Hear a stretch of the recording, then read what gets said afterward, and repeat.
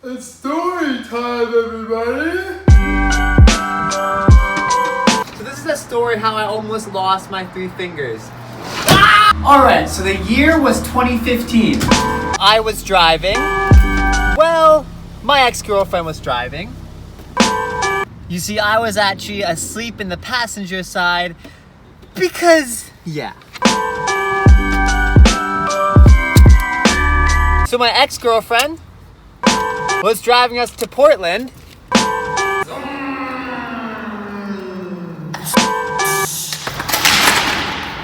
So we stopped in Seattle at an Airbnb. It was actually my first time being there at an Airbnb. My first experience was quite pleasant, actually.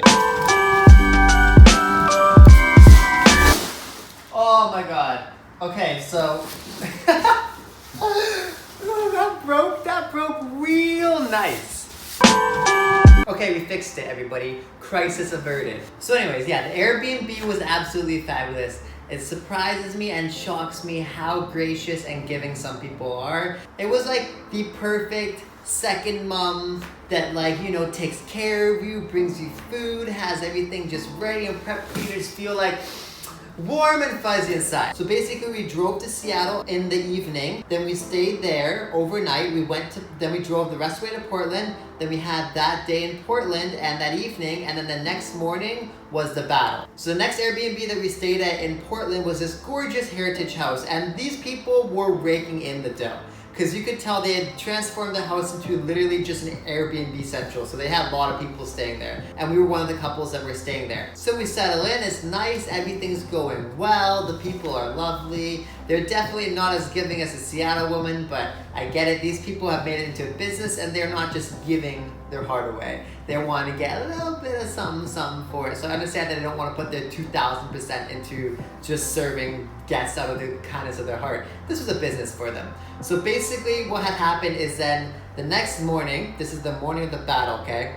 So as I said, it's an old school heritage house, okay? And if you guys know anything about heritage houses, you'll know that they don't have any nice windows that we have nowadays. Their windows are old style. I'm not saying that that's not nice, but I'm not talking about like new technology here. And the house is so badly insulated that the actual wind chill will come through the windows. So what you get is you get these big giant double pane windows, and they're a good 40 to 80 pounds, and they're like, you know, they're big berthas, okay? So they basically sit behind the windows, and that insulates the house more from the cold air. So anyways, me being a youngin', not realizing this, I go into the washroom, right? And I'm not gonna lie, everybody, I dropped a deuce, okay? I dropped a nice little number 2. But guess what? As I said, this is an Airbnb, it's not my house. I don't want to stink up the washroom, so what do? I'm like, well, there's no windows that are open in here. I should probably open a window. So I let it stink up a little bit. It's a nice little toaster. And then I go to open the window and it's not opening. And I'm like, what the heck? So there's like a windowsill here, okay? And it's like one of those pull windows. So I thought you pull it like this and then you lift it up like that, right? Because old school windows, sometimes they work that way. You have to lift them up. What I didn't see is that behind, right here, where my fingers are, there was a double pane window up here.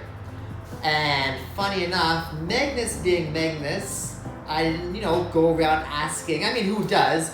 Well, do all your windows work? What's going on with this house? What's not? Because sure enough, the double pane window was broken behind it.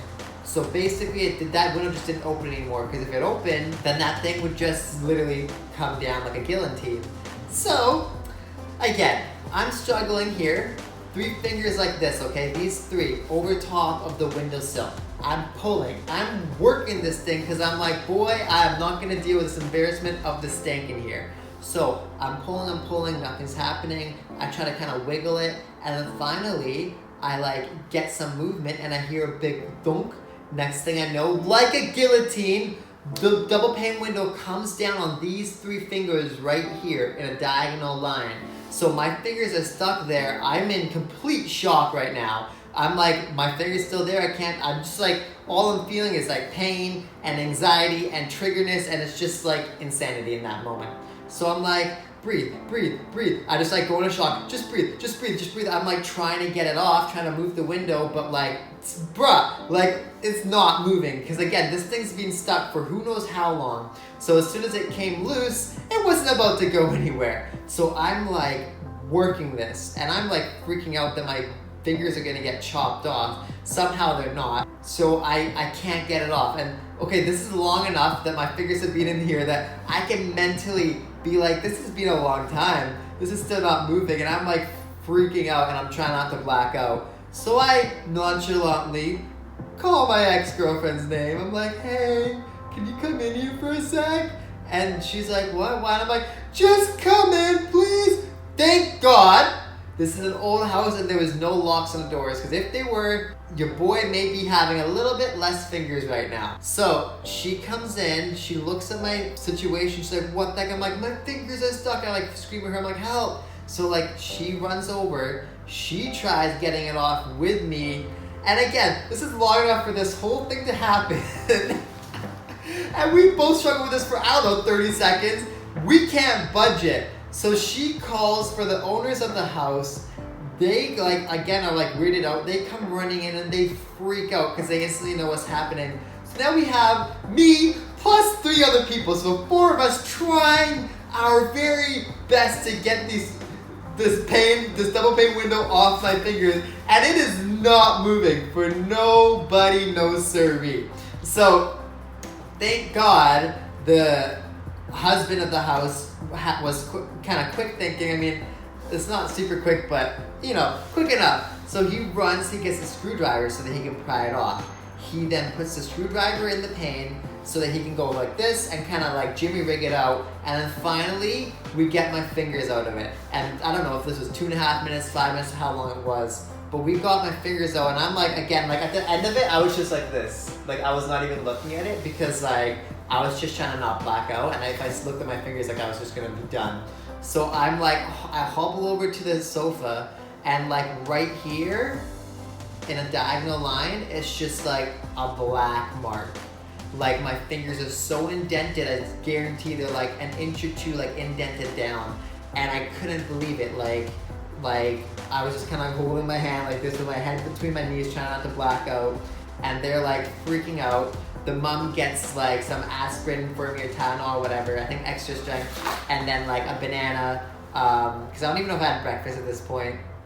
And then like I eat a banana, like I take the Tylenol, we disinfect it, we do the stuff, and I'm kind of like feeling a little bit better. I'm coming out of shock, and there's not too many things in my life that I've gotten like that much pain from, but this is well, actually there is one thing.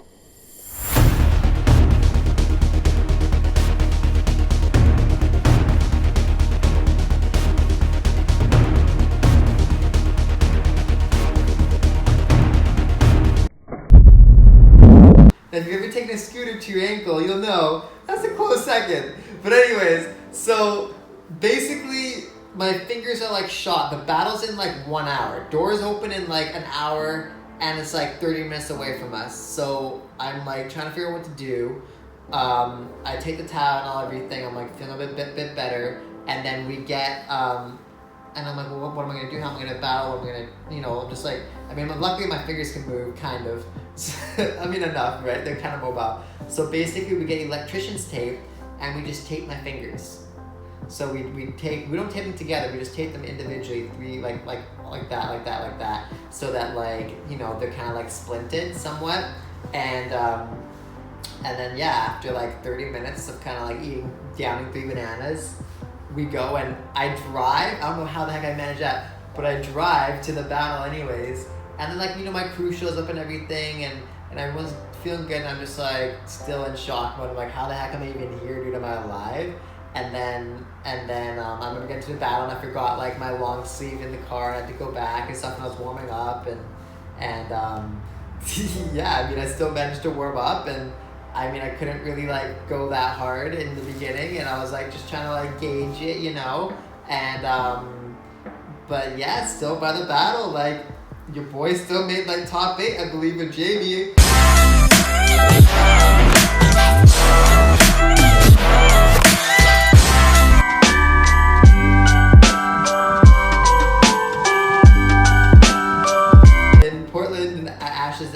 of like, I don't know, a lot of B-boys and B-girls. So all in all, we got through it. But that was definitely, I think, one of the moments where I realized how resilient I was, because the fact that I managed to go through that and then battle and compete like an hour later was made me happy. Yeah, it was definitely not a fun experience, but those are kind of the lessons and experiences that we go through in life that really show us what we're capable of, and it's things like that that sometimes give us a really good wake-up call to being aware of our environment and to not force things, because if I wouldn't have forced that open, I wouldn't have got caught. But you know, as we say, when you force something too hard, you tend to get yourself jammed in situations that may not be the best for you. So try to stay with a natural flow, everybody. Try to not force too many things in life, because if you do that, you may just almost lose a couple fingers like your boy did. Anyways, that was my story. I hope you guys enjoyed it. This is your boy Magnus.Magneto from Now or Never crew. If you like this video, please comment down below. Tell me your craziest story. What's the craziest thing that's happened to you right before a battle? Like the video, subscribe, and smash the bell button for more videos. Thanks so much for watching. See you tomorrow. Before you go, if you're not completely sick of my face already, don't forget to get my free course, Breaking Made Simple. To access the course, all you have to do is go to the link down below. To get the free download, all you have to do is join the Facebook group, Breaking Made Simple, which is a hub for people to learn, grow, and just get better and become the best B-boys they possibly can, man.